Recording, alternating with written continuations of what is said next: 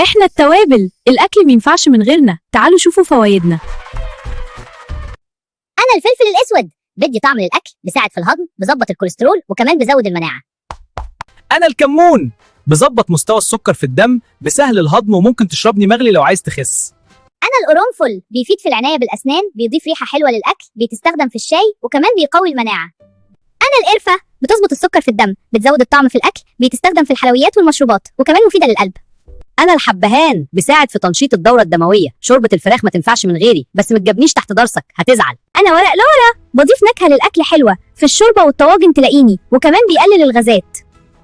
انا شطه حمراء بسرعه الحرق، بقلل الالتهابات، بخلي الاكل سبايسي ومفيد للدوره الدمويه.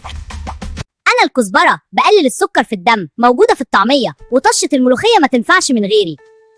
أنا جوز الطيب مضاد للأكسدة والالتهابات، وكمان بضيف نكهة مميزة للحلويات والمشروبات.